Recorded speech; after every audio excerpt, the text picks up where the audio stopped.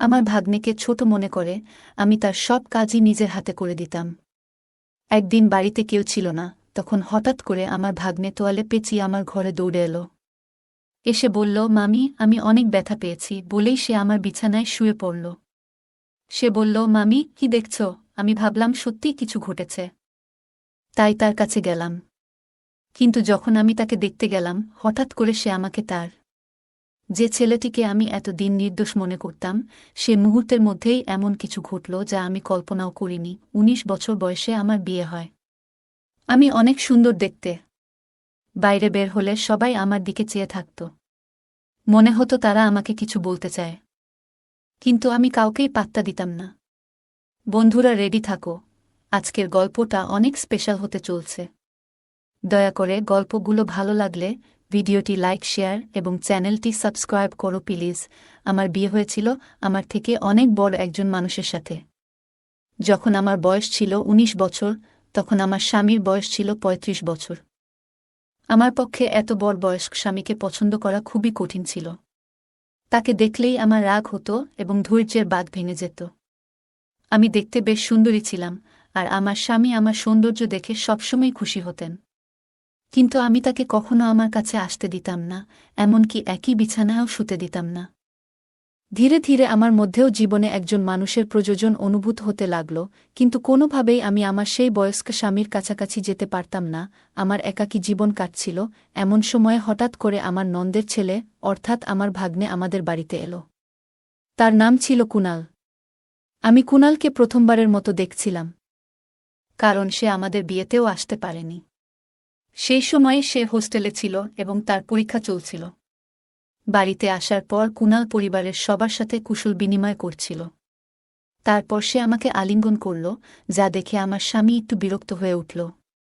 পরিস্থিতি স্বাভাবিক করতে আমি কুনালকে জিজ্ঞাসা করলাম, কুনাল, হঠাৎ করে বাড়িতে আসার সুযোগ কিভাবে পেলি? এই প্রশ্ন করার পরই আমার শাশুড়ি মা রেগে গিয়ে বললেন, তুমি কে জানতে চাওয়ার? আমার মেয়ের ছেলে এখানে আসতে পারবে না। আমি বিনয়ের সাথে বললাম, না মা, আমার ওভাবে বলার মানে ছিল না। আমি শুধু বলতে চেয়েছিলাম, কুনাল আমাদের বিয়েতে আসেনি, তো হঠাৎ আজ এলো কেন? কুনাল মুচকি হেসে বলল, নানি, মামি তো শুধু প্রশ্ন করেছেন, রাগ করবেন না। আমার তখন ফাইনাল পরীক্ষা চলছিল, তাই বিয়েতে আসতে পারিনি। তবে এখন আমি এসেছি, আর মামি থেকে অনেক আদর নিয়ে তবেই ফিরব। যখন মন ভরে যাবে তখনই ফিরে যাব। এই কথা শুনে সবাই হেসে উঠল। আমি কুনালের থাকার বিষয়টা জানতে চাইনি, শুধু মজা করে একটা প্রশ্ন করেছিলাম। কিন্তু শাশুড়ি মা রেগে গেলেন, তাই আর কিছু বলার সাহস পেলাম না। কিছুক্ষণ পর কুনাল ফ্রেশ হয়ে এলে শাশুড়ি মা আমাকে তার জন্য নাস্তা আনতে বললেন। নাস্তা নিয়ে যাচ্ছিলাম, হঠাৎ পা পিছলে প্লেট কুনালের উপর পড়ে গেল। নাস্তা তার পোশাকে পড়ায় শাশুড়িমা চিৎকার করে বললেন, তাড়াতাড়ি তার পোশাক পরিষ্কার করো। তখন স্বামী বাড়িতে ছিলেন না, আমার স্বামী তখন বাজারের কাজে বাইরে গিয়েছিলেন। শাশুড়ি মায়ের বকুনি শুনে আমি ঘাবড়ে গিয়ে রান্নাঘর থেকে একটি কাপড় আনতে গেলাম। কাপড় পরিষ্কার করার আগে আবার জিজ্ঞাসা করলাম, মা, সত্যিই কি আমাকে কুনালের জামা পরিষ্কার করতে হবে? উত্তরে শাশুড়ি মা রেগে বললেন, আর কে করবে? ভুলটা তুমি করেছ, তাই তোমাকেই ঠিক করতে হবে। পুরো ব্যাপারটায় কুনাল চুপ ছিল, নিজের জামা পরিষ্কার করার চেষ্টা করেনি। জামা পরিষ্কার করতে গিয়ে আমি একটু অস্বস্তি বোধ করছিলাম। কুনাল নিজেই পরিষ্কার করতে পারত, কিন্তু সে দাঁড়িয়ে আমাকে কাজটা করতে বলল। আমার সংকোচ হচ্ছিল, আর সে মিষ্টি চোখে তাকিয়ে বলল, মামি, এখানে এভাবে পরিষ্কার করুন। ধীরে ধীরে নির্দেশনা দিল কিভাবে করতে হবে। ঠিক তখনই আমার স্বামী ফিরে এলেন এবং আমাকে এই কাজ করতে দেখে রেগে বললেন, তুমি এটা কেন করছ? তখন আমি তাকে সব খুলে বললাম, আমি ইচ্ছা করে এটা করছি না, শাশুড়ি মায়ের নির্দেশেই করছি। আমার স্বামীর নাম রাজু। তিনি শাশুড়ি মায়ের দিকে তাকিয়ে বললেন, মা, কুনাল এখন নিজেই, সে আর ছোটটি নেই যে আমার স্ত্রীর সাথে এভাবে কাজ করানো হবে। যা হয়েছে তা ছিল একটা দুর্ঘটনা। ভবিষ্যতে এমন কোনো কাজ করার চেষ্টা করো না যা একজন পুরুষের কাজ। এই বলে রাজু আমার হাত থেকে কাপড়টা সরিয়ে নিয়ে চলে গেলেন। তিনি যে বাজারের জিনিসপত্র নিয়ে এসেছিলেন তা পাশে রেখেই বেরিয়ে গেলেন। এরপর আমি সেই জিনিসপত্র নিয়ে রান্নাঘরে চলে গেলাম। কুনাল ও আমার পিছু পিছু এলো। নল থেকে হাত ধোয়ার সময়ে সে আস্তে আস্তে কিছু বলছিল, যেন তার মনের মধ্যে কিছু ভারী কষ্ট জমে আছে। আমি শুনলাম, সে বলছিল, এখান থেকে চলে যাব, আমি অবাক হয়ে বললাম, কুনাল, তুমি তো মাত্র কয়েক ঘন্টা আগে এখানে এসেছ। এত তাড়াতাড়ি চলে যাওয়ার কথা ভাবছ কেন? তখন কুনাল বলল, আমি তো বাইরের মানুষ, তাই হয়তো এখানে থাকার কোনো মানেই নেই। মামিও আমাকে হয়তো বাইরের লোক মনে করেন। মায়ের স্নেহ পেতে এসেছিলাম, কিন্তু হয়তো আমার ভাগ্যে তা নেই। এই কথা বলে সে চলে যেতে চাইল। আমি তখন হঠাৎ করেই তার হাত ধরে ফেললাম। হাতটা একটু জোরে টেনে ফেলায় সে আমার একেবারে কাছে চলে এলো। তখন আমি দ্রুত তাকে সরিয়ে দিয়ে বললাম, দুঃখিত, আমি ভুল করে ফেলেছি কুনাল, আমি ভুল করে তোমাকে টেনে এনেছিলাম। বলার পর আমি তাকে বোঝানোর চেষ্টা করলাম, কুনাল, রাজুর কথাগুলোকে মন থেকে নিও না। আসলে আমি আমার স্বামীকে তেমন গুরুত্ব দিই না। সে শুধুমাত্র সম্পত্তির জন্য আমার পেছনে ঘুরে বেড়ায়। তোমার পোশাকে কিছু পড়লেও আমি পরিষ্কার করতাম, যেমনটা তোমার জামাকাপড় পরিষ্কার করেছি। যদি সত্যিই আমার কাছ থেকে আদর স্নেহ পেতে চাও, তবে এখানেই থাকো। না হলে রাজুর কথাগুলো মনে রেখে চলে যেতে পারো। এরপর বললাম, দেখো এখন কি করবে? আমার কথা শুনে কুনাল বলল, মামি, সত্যি বলতে আপনার কথাগুলো শুনে আমার সব রাগ গলে গেল। এখন শুধুমাত্র আপনার জন্যই এখানে থাকব। আপনি যদি বলেন, তবে এখন থেকে আমি আপনারই। বলেই সে আমাকে আলিঙ্গন করল। কুনালের এমন ছোট ছোট কথাগুলো আমার মনে প্রভাব ফেলছিল। চোখের পলকেই 5 দিন কেটে গেল। এই কদিনে কুনাল বাড়ির একজন সদস্য হয়ে উঠেছিল। প্রতিদিন সকালে আমার স্বামী তাকে দোকানে নিয়ে যেতেন। রাজুর একটি ছোট দোকান ছিল, আর কুনালকে একঘেয়েমি থেকে বাঁচাতে তাকে সঙ্গ নিতেন। কুনাল আসার পর বাড়ির কাজের চাপ বেড়ে গেল। শাশুড়ি মা সারাদিন মন্দিরে থাকায় বাড়ির কাজে সহায়তা করতেন না, আর স্বামীর আয়ও ছিল কম, তাই কাজের লোক রাখা সম্ভব ছিল না। একদিন আমি রাজুকে বললাম, রাজু, এত কাজ আর পারছি না। বাড়িতে এখন আরও একজন সদস্য, কিন্তু শাশুড়ি মা কোনো সাহায্য করছেন না। আমাদের কথোপকথন শাশুড়ি মা শুনে ফেললেন। রেগে ঘরে ঢুকে বললেন, এই বয়সে তুমি আমার কাছ থেকে কাজ করাতে চাও? আর স্বামীর কানেও কথা ঢালছ? এরপর তর্ক শুরু হল। রাজু এসে বলল, দুজনেই চুপ করো। মা আর আগের মতো কাজ করতে পারেন না, আর আমি কাজের লোক রাখতে পারব না। যার জন্য বাড়ির কাজ বেড়েছে, সেই সাহায্য করবে। তারপর রাজু কুনালের দিকে তাকিয়ে বলল, কুনাল, তুমি দোকানে যাবে না, বাড়িতে থেকে মামির কাজে সাহায্য করবে। স্বামী তার দায়িত্ব থেকে মুক্তি পেতে নিজের ছোট ভাইপোকে আমার সাথে বাড়িতে একা রাখার সিদ্ধান্ত নিয়েছিল। আমি কিছু না বলেই তার এই সিদ্ধান্ত মেনে নিলাম। পরের দিন থেকে কুনাল বাড়িতে থেকে আমার সাথে কাজ করা শুরু করল। সকালে ঘরের কাজের সময় সে আমাকে সাহায্য করত। নাশতার পর শাশুড়িমা মন্দিরে চলে যেতেন আর রাজু দোকানে বেরিয়ে যেতেন। তাদের যাওয়ার পর আমি নাশতা করতাম এবং কুনাল আমার সাথে বসে খেত। কুনালের কিছু আচরণ আস্তে আস্তে আমার নজরে আসতে শুরু করেছিল। যখন শাশুড়িমা ও রাজু বাড়িতে থাকতেন, তখন সে দূরত্ব বজায় রেখে কাজ করত। কিন্তু যেই তারা বেরিয়ে যেতেন, কুনাল আমার অনেক কাছাকাছি চলে আসত। তবে ভালো দিক ছিল যে শাশুড়িমা যে কোনো সময় বাড়ি ফিরে আসতেন, আর এই ভয়ে কুনাল কিছুটা সতর্ক থাকত। সকালের দিকে যখন শাশুড়িমা ও রাজু বাইরে যেতেন, তখন কুনাল মাঝে মাঝে আমার কাছে তার ব্যক্তিগত কাজের জন্য বলত।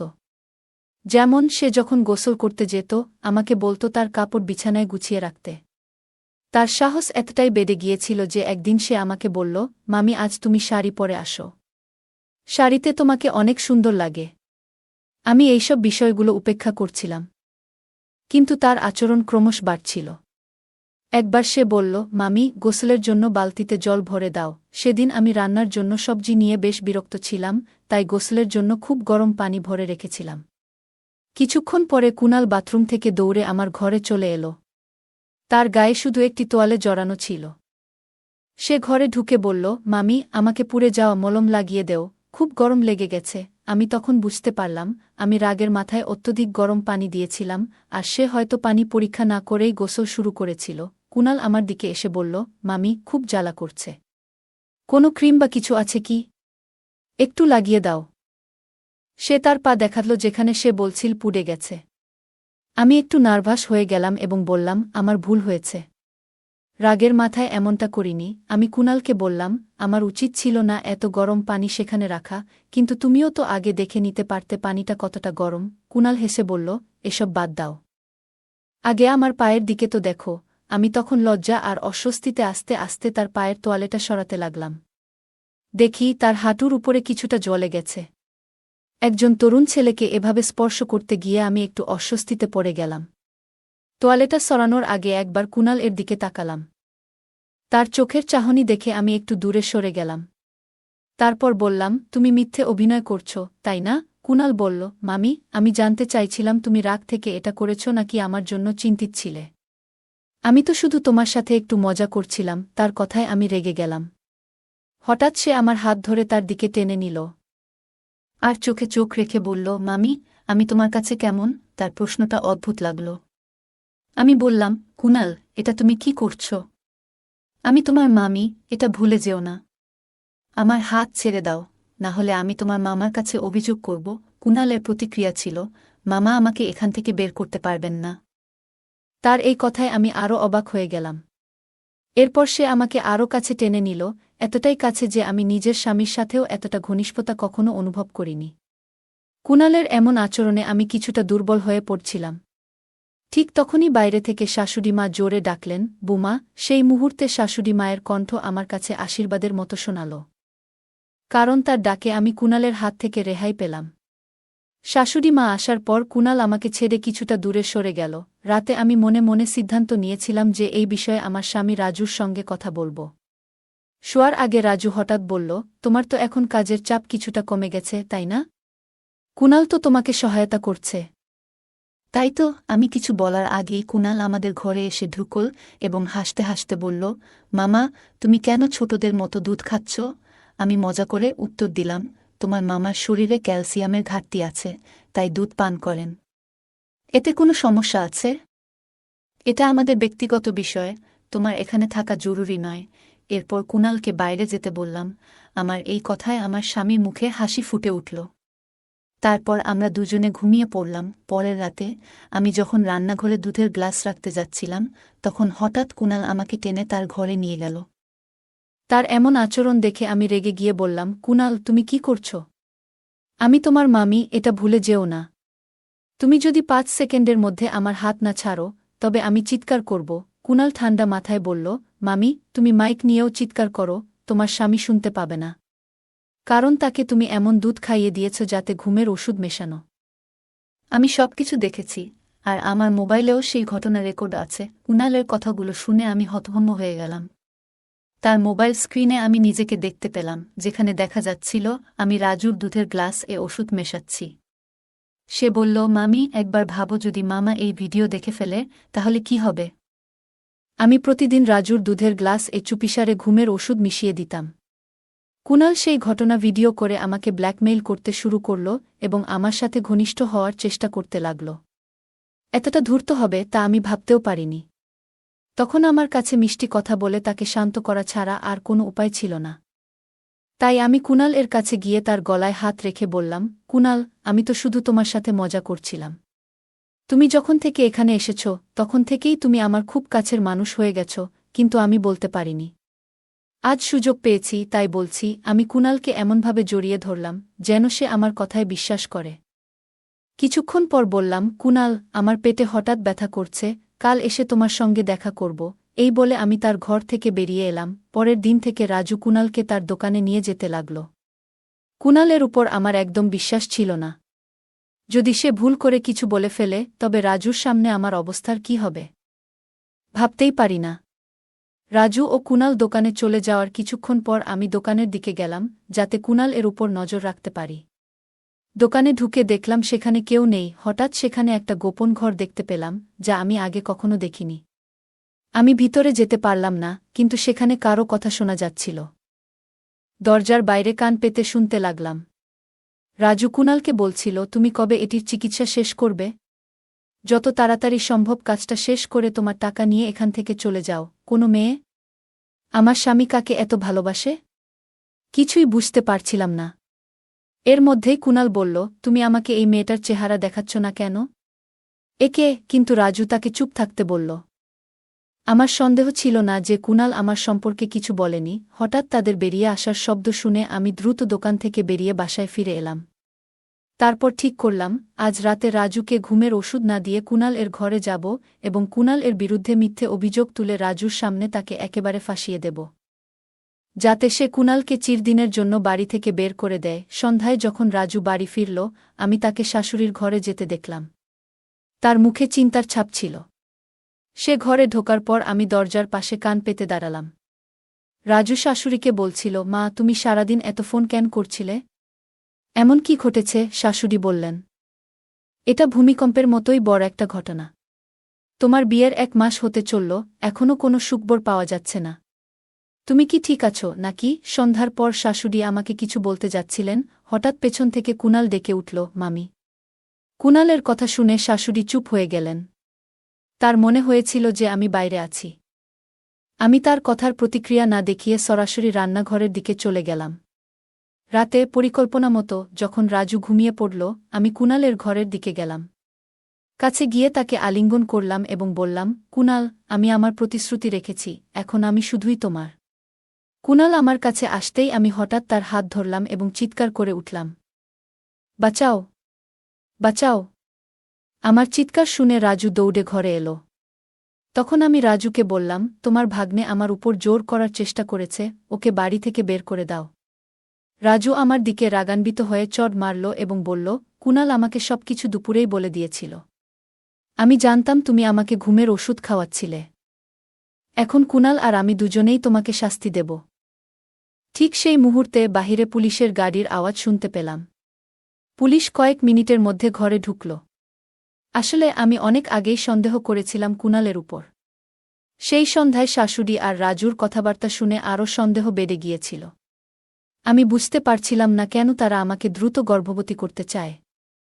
তখনই বুঝলাম আমার জীবনের ঝুঁকি রয়েছে, আমি এর আগেই পুলিশের কাছে সবকিছু জানিয়ে দিয়েছিলাম। পুলিশ কুণাল, রাজু এবং শাশুড়িকে গ্রেপ্তার করল। আমি তাদের সাথে আমাদের দোকানে গেলাম। দোকানে পৌঁছে আমরা তদন্ত শুরু করলাম এবং দেখলাম একটি মেয়ে ঘুমিয়ে রয়েছে, তার মুখ পুরোপুরি ঢেকে দেওয়া। যখন আমরা তার গা থেকে কম্বল সরালাম তখনই আমার মাথা ঘুরে গেল। কারণ সে আর কেউ নয়, আমার নিজের বোন। চিকিৎসক জানালেন সে গভীর কোমায় রয়েছে। রাজু আমার বোনের স্বামী ছিল। বিয়ের কিছুদিন পরই সে অভিযোগ করেছিল আমার বোন পালিয়ে গেছে। এতে পরিবারে বিশাল অশান্তি শুরু হয়। মানসম্মান বাঁচাতে রাজু বাবাকে আমাকে বিয়ে করতে বলে এবং বাধ্য হয়ে আমাকে বিয়ে করতে হয়। পুলিশের বয়ানে জানা গেল শাশুড়ি আমার বোনের উপর অত্যাচার করে বাবার সম্পত্তি দখল করতে চেয়েছিল। বোন নিজেকে রক্ষা করতে জানায় সে আসল মেয়ে নয়, সম্পত্তি আমার নামে। কিন্তু রাজুর অত্যাচারে সে কোমায় চলে যায়। রাজুর আসল উদ্দেশ্য ছিল আমার বাবার সম্পত্তি দখল করা। তার পরিকল্পনা ছিল আমার সঙ্গে বিয়ে করে আমাকে গর্ভবতী করা, যাতে আমি কিছুই করতে না পারি। এরপর আমার বাবার সম্পত্তি দখল করা সহজ হবে। এদিকে কুণাল, যে গ্রামের একজন সাধারণ ডাক্তার ছিল, তাকে বড় অঙ্কের টাকার লোভ দেখিয়ে আমার বোনের চিকিৎসার জন্য ডাকা হয়েছিল। শেষ পর্যন্ত পুলিশ ও আদালতের মাধ্যমে সেই 3 অপরাধীকে যাবজ্জীবন কারাদণ্ড দেওয়া হয়েছিল। আমার বাবা ভেবেছিলেন রাজু একজন সৎ এবং সরল মানুষ। কিন্তু তার পেছনে এত বড় ষড়যন্ত্র লুকিয়েছিল যা আমরা কল্পনাও করতে পারিনি। ভাগ্যক্রমে আমি সেই ফাঁদ থেকে পালাতে পেরেছিলাম। এখন আমার একমাত্র আশা, আমার বোন দ্রুত সুস্থ হয়ে উঠুক। বন্ধুরা, বর্তমান সমাজে অনেক মানুষ বাইরের হাসিখুশির আড়ালে মিথ্যার জাল বুনে থাকে। কে কখন বিশ্বাসঘাতকতা করবে তা বলা কঠিন। যখনই মনে হবে কিছু ভুল হচ্ছে, তখনই পুলিশের সাহায্য নিতে হবে। গল্পটা কেমন লাগলো জানাতে ভুলবে না। আরও মজার মজার রোমান্টিক গল্প শুনতে চাইলে ভিডিওটি লাইক, শেয়ার এবং চ্যানেলটি সাবস্ক্রাইব করতে এবং বেল আইকনটি ক্লিক করতে ভুলবে না। ধন্যবাদ। বাইরে বৃষ্টি হচ্ছিল, আমি বারান্দায় দাঁড়িয়েছিলাম। সেদিন আমি সাদা একটা নাইটি পরেছিলাম। বৃষ্টির ফোঁটাগুলো চুলে পড়ছিল। হঠাৎ দরজার ঘণ্টা বেজে উঠল। দরজা খুলতেই দেখি আমার জামাই দাঁড়িয়ে আছেন। তিনি মুচকি হেসে বললেন, আজ তো আপনাকে অনেক সুন্দর লাগছে শাশুড়িমা। আমি লজ্জায় একটু ঘাবড়ে গেলাম। সেদিন আমার স্বামীর সাথে আমার একটু ঝগড়া চলছিল। আমি চাইছিলাম আমাদের সম্পর্কটা ভালো থাকুক, কিন্তু কিছু কারণে আমরা একে অপরের থেকে দূরে সরে যাচ্ছিলাম। সেদিন আমি আমাদের ঘরটা সুন্দর করে সাজিয়েছিলাম। রাতে আমার স্বামী আসবে ভেবে অপেক্ষা করছিলাম, কিন্তু হঠাৎ করে জামাই ঘরে ঢুকলেন। তিনি মজা করে বললেন, এই সুন্দর ঘরের সাজ কার জন্য? আমি হেসে বললাম, এটা একটা ছোট্ট সারপ্রাইজ ছিল আমার স্বামীর জন্যে। জামাই তখন মজা করে বললেন, আপনার স্বামীকে এমন চমক দেওয়ার আইডিয়া ভালো, কিন্তু আমার আসার জন্য কি কিছু বিঘ্ন ঘটল তাই না? আমি হাসতে হাসতে বললাম, না, তেমন কিছু না। শুধু একটু ভিন্ন কিছু করার চেষ্টা ছিল। জামাই তখন বললেন, সম্পর্কে মাঝে মাঝে চমক দিয়ে ভালোবাসা বজায় রাখতে হয়। আর আপনি সবসময় এমন উদ্ভাবনী চিন্তা করেন, সেটা প্রশংসনীয়। আমরা হাসিমজার মধ্যে কিছুক্ষণ গল্প করলাম এবং পরে জামাই আমাকে বিছানায় বসতে বললেন। তারপর জামাই আমাকে কিছু না বলেই, আজকের গল্পটা অনেক স্পেশাল, তাই সবাই রেডি হয়ে যাও। বন্ধুরা, দয়া করে গল্পগুলো ভালো লাগলে ভিডিওটি লাইক, শেয়ার এবং চ্যানেলটি সাবস্ক্রাইব করো প্লিজ। আমার বয়স ৩০ হলেও আমি আমার শরীরের অনেক যত্ন নিতাম, তাই এখনও আমাকে কম বয়সী মনে হয়। আমার স্বামীর অবহেলার কারণে আমি আমার মেয়ে জামাইকে মনে মনে অনেক ভালোবাসতাম। তাকে আমার মনের কথা জানাতাম। আমার জামাই আমার কষ্টগুলো বুঝত, তাই সে আমার পাশে সব সময় থাকত। আমি আমার মেয়ের জামাইয়ের সাথে কিছু কথা বলছিলাম, এমন সময় হঠাৎ আমার স্বামী রাহুল বাড়িতে চলে এলো। সে আগে থেকে বলেছিল যে সে ১ ঘন্টা আগেই আসবে, কিন্তু আজও সে দেরি করল। সময় মতো এলে জামাইকে দরজা থেকে বিদায় জানাতে পারতাম। বাড়িতে এসে সে প্রথমেই জামাইকে জড়িয়ে ধরল, কিন্তু আমাকে দেখল না, যা দেখে আমার একটু রাগ হল। ঘরে বসে আমি কিছু চিন্তা করছিলাম, জামাইও আমার পাশে বসেছিল। আমি তখন ভাবনার মধ্যে এতটাই ডুবেছিলাম যে হঠাৎ জামাই আমার দিকে হাত বাড়িয়ে বলল, শাশুড়ি মা, আপনি কি চিন্তায় আছেন? আমি একটু চমকে উঠলাম। সে মৃদু হাসিতে বলল, তাহলে এখানে একা একা কি ভাবছেন? আমি একটু লজ্জা পেয়ে হেসে বললাম, না, তেমন কিছু না, কিছু কাজের চিন্তা। আমরা গল্প করতে করতে আমি তাকে আমাদের সাজানো ঘরটা দেখালাম, যেটা আমি রাহুলের জন্য সাজিয়েছিলাম। জামাই প্রশংসা করে বলল, এটা খুব সুন্দর হয়েছে। আমি হেসে বললাম, ভেবেছিলাম রাহুলকে চমক দেব, কিন্তু তুমি এসে পড়লে। জামাই বলল, সম্পর্কে মাঝে মাঝে এমন ছোট ছোট চমক দেওয়া প্রয়োজন, এতে ভালোবাসা টিকে থাকে। এরপর আমরা কিছুক্ষণ গল্প করলাম এবং সে আমাকে বলল, কোনো সমস্যা হলে আপনি আমাকে বলবেন, আমি আছি আপনার পাশে। তার কথায় আমার মন একটু হালকা হলো আর আমি স্বাভাবিক অনুভব করতে শুরু করলাম। কারণ আমাকে আমার স্বামী ভালোবাসে না, সব সময় আমার কাছ থেকে দূরে থাকে আর আমার সাথে অনেক ঝগড়া করে। তাই আমি মনে মনে ভাবছিলাম আমার জামাইকে আমার কাছেই রাখব, তাকে আমার মনের সুখ দুঃখের কথা জানাব। পরের দিন রাহুল যথারীতি তার কাজের জন্য বেরিয়ে গেল। জামাই তখনও বাড়িতে ছিল। সে জানালো যে ১০টায় তার অফিসে যেতে হবে। জামাই অনেক ফিট এবং সুদর্শন, এবং তার ব্যক্তিত্ব দেখেই বোঝা যায় সে দায়িত্বশীল। সে নাস্তা করে নিজের কাজে লেগে গেল। আমি তার কাজের প্রতি যত্ন দেখে মনে মনে খুশি হলাম। জামাই যাওয়ার আগে আমাকে বলল, আপনারা যদি চান আজ সন্ধ্যায় ক্যান্ডল লাইট ডিনার করতে পারেন। গতকাল আমি সময় এসে আপনাদের পরিকল্পনায় ব্যাঘাত ঘটিয়েছিলাম। আজ আমি দেরিতে ফিরব। আপনারা নিজেদের মতো সময় কাটাতে পারেন। আমি হাসি দিয়ে তার কথা মেনে নিলাম। আর মনে মনে ভাবলাম, সম্পর্কগুলো কত সুন্দরভাবে পরিপূর্ণ হতে পারে যদি আমরা একটু যত্নশীল হই। রাহুল সারা দিন আমার সাথে খুব একটা কথা বলেনি, যদিও আমি বিকেলে তার জন্য ডিনার রেডি করেছিলাম। সন্ধ্যায় যখন সে বাড়িতে এলো, তাকে কিছুটা ক্লান্ত দেখাচ্ছিল। আমরা একসাথে ডিনার করলাম, কিন্তু আমি তাকে কোনো কিছুতে চাপ দিইনি, কারণ তাকে দেখেই মনে হচ্ছিল খুব পরিশ্রান্ত। আসলে রাহুল আমার স্বামী, এবং আমাদের জীবনের সময় কাটানোর আরও অনেক সুযোগ আসবে। তাই সেদিন তাকে আর কিছু না বলে শান্তিতে ঘুমাতে দিলাম। রাতে যখন সে ঘুমিয়ে পড়ল, আমি কিচেন পরিষ্কার করতে লাগলাম। তখন প্রায় রাত ১০টা বেজে গেছে এবং আমি আমার নীল গাউন পরেছিলাম। আমার জামাই তখনও বাড়ি ফেরেনি। আমি ভাবছিলাম তাকে ফোন দেব কিনা, ঠিক তখনই দরজা খুলে গেল এবং সে বাড়িতে ঢুকল। আমি তাকে জিজ্ঞেস করলাম, তুমি কি খেয়েছ? সে জানালো, হ্যাঁ, সে বাইরে খেয়েছে।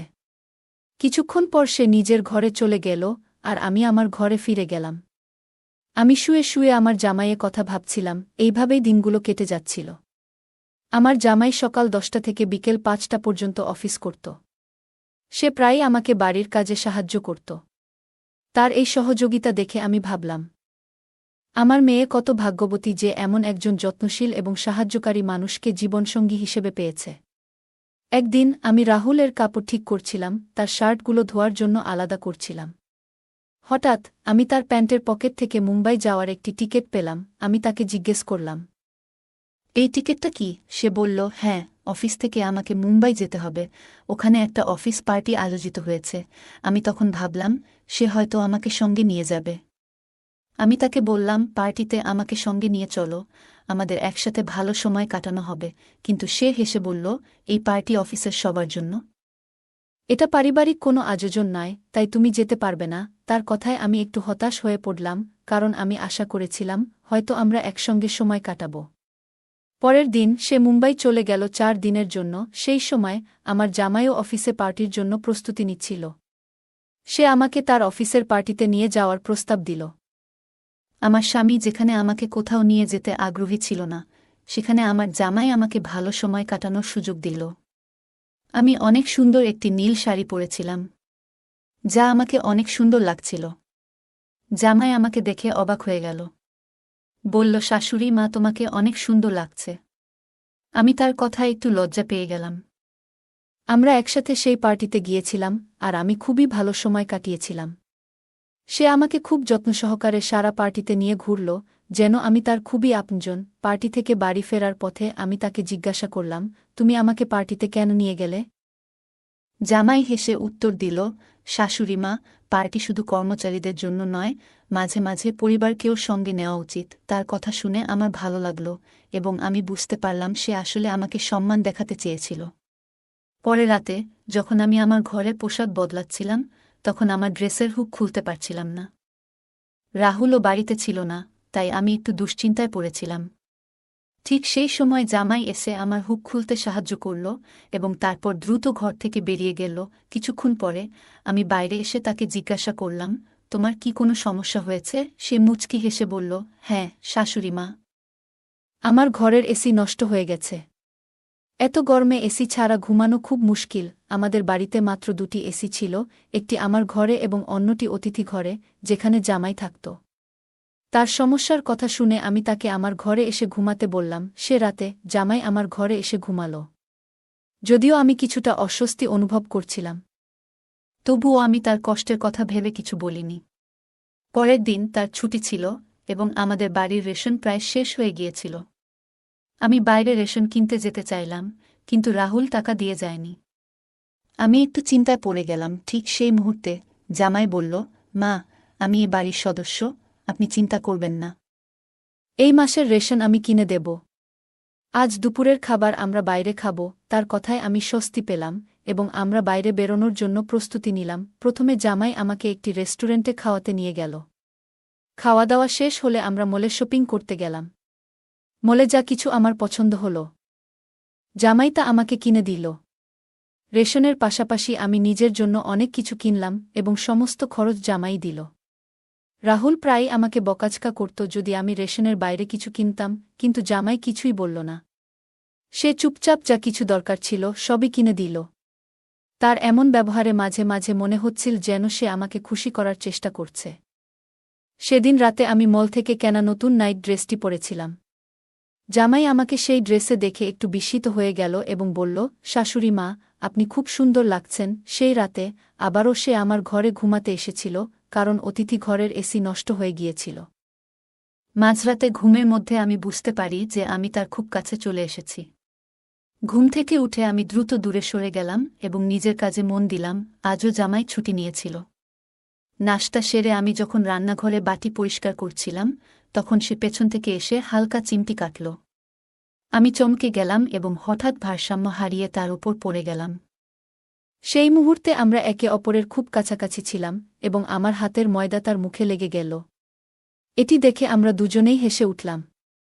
সে মুচকি হেসে বলল, আপনার পেটে একটা পিঁপড়া ছিল, সেটাই সরানোর চেষ্টা করছিলাম। আমরা কিছুক্ষণ হেসে নিলাম, তারপর আবার নিজের কাজে ফিরে গেলাম। কিন্তু তার দয়া ও যত্ন আমার মনের মধ্যে রয়ে গেল। সেদিন থেকে আমি ভাবতে শুরু করলাম, যদিও আমার স্বামী আমাকে প্রায় উপেক্ষা করত, জামাই কিন্তু সবসময় আমার খেয়াল রাখত। তার বয়স আমার স্বামীর চেয়ে একটু কম হলেও সে অনেক বেশি যত্নবান এবং স্মার্ট ছিল। সে আমাকে একদিন বলেছিল, কোনো নারীর কিভাবে যত্ন নিতে হয় তা আমি ভালোই জানি। রাতে রাহুল বাড়ি ফিরে আসে এবং আমি নতুন নাইট ড্রেস পরেছিলাম। রাহুল অবাক হয়ে আমাকে জিজ্ঞাসা করল, এই ড্রেস কোথা থেকে এলো? আমি তাকে বললাম, আমি কিছু টাকা জমিয়েছিলাম, তাই নিজের জন্য এই ড্রেস কিনেছি। সে সন্দেহের চোখে আমাকে দেখল, কিন্তু আমি তার সন্দেহের কোনো গুরুত্ব দিলাম না।